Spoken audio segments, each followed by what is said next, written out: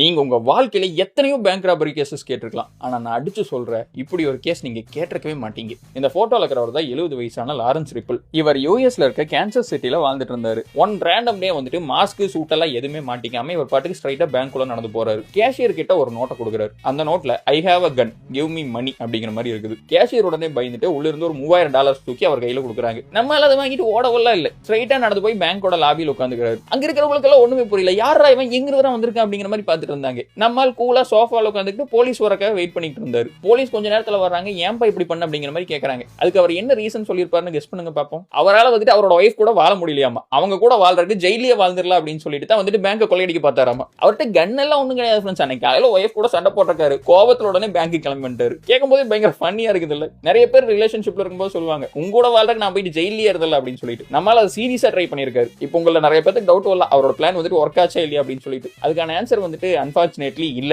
Judge வந்துட்டு இந்த கதையை கேட்டது ரிவர்ஸ் எடுத்து காட்டிட்டாரு. நீ வைஃப் கிட்ட இருந்து தப்பிக்கணும்னு சொல்லிட்டு இந்த தப்ப பண்ண, அப்ப நான் உனக்கு ஜெயில் தண்டனை கொடுத்த அப்படின்னா நீ நினைச்சது சரியா போயிடும். அது உனக்கு தண்டனையாவே இருக்காது. சோ உனக்கு நான் என்ன பனிஷ்மெண்ட் கொடுக்குறேன்னா, நீ 6 மாசத்துக்கு ஹவுஸ் அரெஸ்ட்ல இரு அப்படின்ட்டாரு. வீட்ல இருந்து எஸ்கேப் ஆனன்னு சொல்லிட்டு பேங்க் போய் கொள்ளையடிச்ச ஒரு மனுஷனுக்கு வந்துட்டு 6 மாசம் ஹவுஸ் அரெஸ்ட் வந்துட்டு பனிஷ்மெண்டா கிடைச்சிருக்குது.